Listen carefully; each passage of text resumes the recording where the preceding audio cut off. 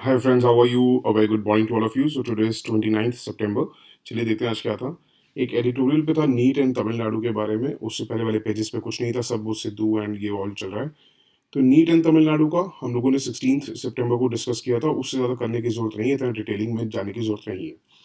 एक एडिटोरियल पे था वो लोकलाइजेशन और इंडियनाइजेशन ऑफ लीगल सिस्टम, जो चीफ जस्टिस ने देके आए थे कर्नाटका बार काउंसिल के वहाँ पे। तो वो 19 सितंबर को हमने डिस्कस किया था। वो वहाँ से पॉइंट्स ले लेना, उसके बाद हम कुछ पॉइंट्स ऐड ऑन करेंगे।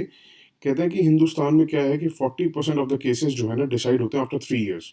मतलब जब वो फाइल होते हैं उसके 3 साल तक उसमें मतलब आउटकम ही नहीं निकलता, उसकी वर्डिक्ट ही नहीं आती।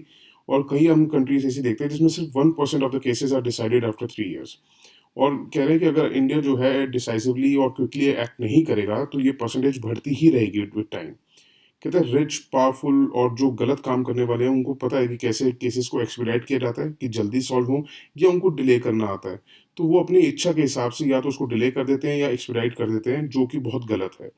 इंक्रीजिंग करप्शन एंड क्राइम जो है, वो सबसे बड़ा जो रिजल्ट निकलता है वो निकलता है increasing corruption and crime due to sluggish delivery जो हमारी जस्टिस की हो रही है। ये सबसे ज़्यादा इम्पैक्ट करता है पुअर को और मार्जिनलाइज्ड को। ठीक है, क्योंकि कहते हैं उनके लिए तो जुडिशियल प्रोसेस जो है ना वो ही पनिशमेंट बन जाता है। मतलब इतने धक्के खाने पड़ते हैं कोर्ट्स के कि वो सोचते हैं कि मैं सज़ा तो क्या दिलाऊंगा या खुद खुद सज़ा क्या लूंगा। यही मेरे लिए बहुत बड़ी सज़ा है कि डेली कोर्ट जाना और वो करना। तो कहते हैं कि 70% जो शो करता है कि जो प्रिजनर्स हैं जो अंडर ट्रायल्स हैं, वो सारे के सारे या मोस्टली जो हैं वो पुअर सिटीजन्स हैं। ये बहुत बड़ी बात है कि वो अपने केस ही नहीं लड़ पाते हैं कि वो बाहर आ सकें जेल से। तो बहुत ज़्यादा बुरी हालत हुई हुई है इस जुडिशरी सिस्टम की। तो हम कहेंगे कि कुछ मेजर्स हम ले सकते हैं। क्या कर सकते हैं कि हम ले सकते हैं, पहली बात तो कि पेंडेंसी ऑफ केसेस जो है ना उसको ख़त्म करने के लिए, ख़त्म तो नहीं हो सकते, रिड्यूस करने के लिए जो हमारे फिल कर सकते हैं हम सैंक्शन जुडिशियल पोजीशंस जो वेकेंट पड़ी हुई है। ठीक है, और हम जानते हैं कि रिस्पॉन्सिबिलिटी ऑफ सिलेक्टिंग जजेस is largely with the judiciary itself. और अगर हम सुबॉर्डिनेट जुडिशरी की बात करें वो स्टेट गवर्नमेंट और वहाँ के रिस्पेक्टिव हाई कोर्ट्स के पास है। तो हमें ये चाहिए कि रिस्पॉन्सिबिलिटी जो नियर जीरो वैकेंसीज की है ना, वो should be with the chief justice of high court and chief justice of India. और उनको अकाउंटेबल होना चाहिए उन दोनों चीज़ों के लिए। अभी क्या है, लोगों को पता है कि अकाउंटेबल तो है नहीं, कि अगर वैकेंसी भी पड़ी है मतलब हम उनको ये नहीं समझते कि चीफ जस्टिस ऑफ इंडिया की गलती है या chief justice of high court की गलती है रिस्पेक्टिव स्टेट्स पे। तो हमें उनको अकाउंटेबल कराना होगा ताकि वो जुडिशियल पोजीशंस को टाइमली फिल अप करें। उसके लिए हम कह सकते हैं सेकंड है, हम टेक्नोलॉजी का यूज़ कर सकते हैं।